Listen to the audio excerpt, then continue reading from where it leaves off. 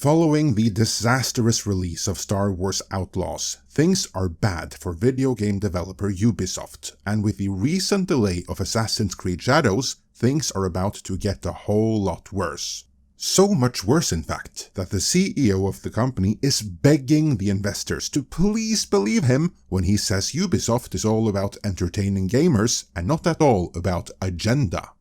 I doubt they'll believe him though, because as we shall see, Ubisoft's investors are finding out the hard way that with great wokeness comes great brokeness. Let's dive in.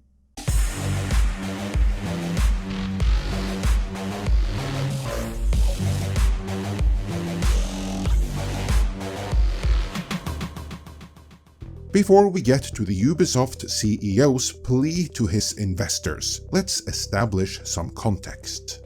Over the last few years, all facets of Western corporate entertainment went all in on DEI, both on screen and behind the scenes, citing that this was necessary for future growth.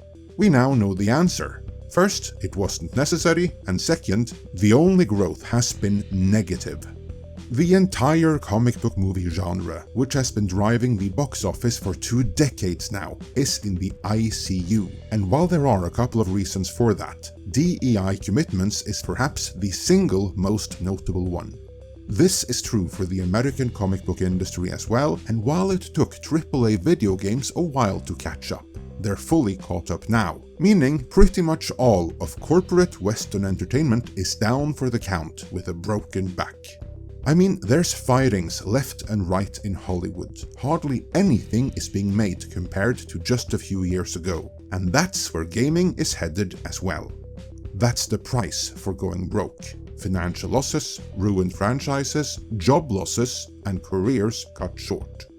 There's about to be a lot of all of that in Ubisoft. They've been around since the 80s, publishing games like Star Wars for the Game Boy and developing small games of their own like Zombie for the Commodore 64, but they didn't really make a splash until the debut of Rayman, first for the failed Atari Jaguar and then popularized on the PlayStation 1 during the 5th generation of consoles. And then during the 6th generation, they had success publishing the Tom Clancy games and had massive success with their reboot of Prince of Persia for the GameCube and PlayStation 2.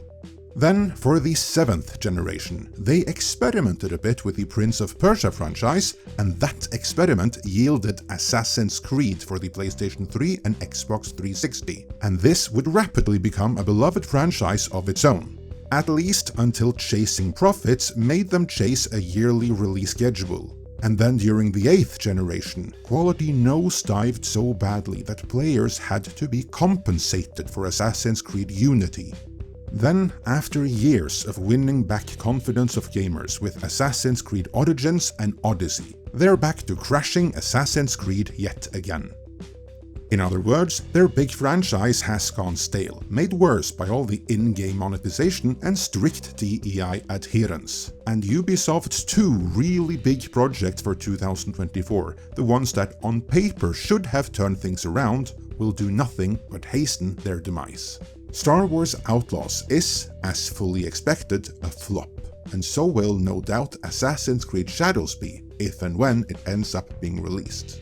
To anyone new to that, we've detailed why it is outright insulting to the built-in audience of Japanese gamers in this video, but to everyone else, it's just a DEI-ridden joke that tried to falsify history, something which, because of the backlash, has only led to humiliation for the various scholars that tried to argue that Yasuke was ever a samurai, which he wasn't. After much ridicule and much backlash, the release date of that whole game has been postponed from November of this year to February of next year.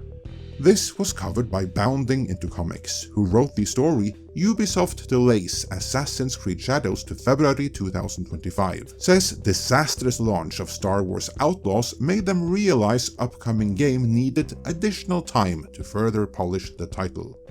The story proper reads, to the surprise of very few, given yesterday's news that the game had been pulled from the Tokyo Game Show and had its planned press previews cancelled. The harsh lessons of Star Wars Outlaws' disastrous release has led Ubisoft to officially delay the release of Assassin's Creed Shadows. This delay was announced on the morning of September 25th by way of a statement authored by Assassin's Creed series executive producer Mark Alexis Cote and shared to the Assassin's Creed franchise's official Twitter account. They then proceeded to quote that official statement. The official statement reads, "Assassin's Creed Shadows is a dream project for us." I think maybe he means a nightmare project, because at this point, there is nothing else this project can be described as, but he continues with why this was such a dream. Finally bringing the series to feudal Japan, with many features developed with our community in mind, such as parkour or the renewed stealth, brought by new technology, all set in a beautiful and immersive world, wrote Cote. This is an ambitious addition to the franchise, a rich experience that can be lived through the eyes of two unique protagonists. By unique, he means gay, because they both are. But we realize we need more time to polish and refine the experience, pushing further some of our key features.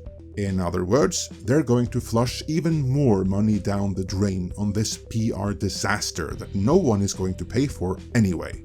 As such, we've made the decision to postpone the release date to February 14th, 2025, he then announced. The game will release on a broad range of platforms, including Steam at launch. Additionally, pre-orders will be refunded and all future pre-orders will be granted the first expansion for free. And with that, the game's earnings are wiped out and returned to zero. But from what I'm hearing, pre-orders were so minuscule that there's no real loss there. The statement then concludes, "We understand this decision will come as disappointing news, especially to those who've been waiting patiently for an Assassin's Creed game inspired by feudal Japan, but we sincerely believe this is in the best interest of the game, and ultimately your experience as a player." Yeah, I'm sure all the hundreds of people that pre-ordered this are really bummed out. Everyone else is bummed out that come February, this is still due to be released. Bounding Into Comics continues their write-up though, and this is where it gets interesting. The Bounding Into Comics write-up continues, further in a separate statement later issued to investors regarding Ubisoft's updating of its financial targets. The studio's leadership detailed a number of changes they would be making to Shadows to try and boost its reception among players. While the game is feature complete, the learnings from the Star Wars Outlaws release led us to provide additional time to further polish the title, they added. This will enable the biggest entry in the franchise to fully deliver on its ambition, notably by fulfilling the promise of our dual protagonist adventure, with Naoi and Yasuke bringing two very different gameplay styles. Well, hang on, they just said the game is feature complete, but that sounded a lot like they still have quite a few features left to complete right there. But this is just the quote from the separate statement that Bounding Into Comics chose to highlight. There are some other interesting quotes in the statement itself, so let's get to that. Paraphrasing and summarizing, then first and foremost, the company lets the already burned and long-suffering investors know that obviously this delay isn't going to make anything any better in the short term. Of course, it won't in the long term either, but that's me saying that, not the statement. In the statement, they do however admit that Star Wars Outlaws has not met expectations, which prompted them to address this swiftly and firmly, with an even greater focus on a player-centric, gameplay-first approach and an unwavering commitment to the long-term value of their brands. That's some PR BS right there. But what is quite telling is the end of the statement where Yves Guillemot, Ubisoft co-founder and CEO, said, "Let me address some of the polarized comments around Ubisoft lately. I want to reaffirm that we are an entertainment-first company, creating games for the broadest possible audience, and our goal is not to push any specific agenda. We remain committed to creating games for fans and players that everyone can enjoy. Only a company under extreme fire and on the verge of bankruptcy would ever put out a statement like that." It's not true, of course. If they didn't push any specific agenda, they would never have made either Star Wars Outlaws or Assassin's Creed Shadows the way that they did, as both of those were agenda-driven DEI showcases through and through, and as such for the smallest possible audience. And the CEO so obviously lying about that now can only backfire. If the CEO really wanted to win back confidence among his investors, he would honestly have been better off admitting that, yes, they lost their way for a while there, and these games are the result of that. But now we've learned, we'll fire the activists and work towards once again becoming the company that gave the world something as innovative as Rayman was back in the day. If he actually had said that, or some variation thereof, then investors might actually have believed him. Instead, he is denying the obvious, doubling down on the lie that Ubisoft are all about entertainment. Well, these games clearly aren't that. On the contrary, they are obviously agenda-driven DEI showcases. So why should anyone believe things will get better in the future when the CEO of the company just outright lied and won't even admit the reason why they're struggling now? If I was a Ubisoft investor, even one that came in at the top and has therefore lost 85% of that investment, I'd think long and hard about if maybe this isn't the time to cut my losses anyway. Not that I'm giving anyone any financial advice, of course. If you trust this company under its current management to turn things around, then you do you. But with a CEO like that, I gotta wonder if Ubisoft will still be around in February, when this game is currently scheduled to be released. The French employees don't seem too worried though, as they are adding to the company's worries by threatening a full strike. Why, you wonder? Well, because after 5 years of working remotely, they reportedly did not take kindly to be asked to return to the office full-time.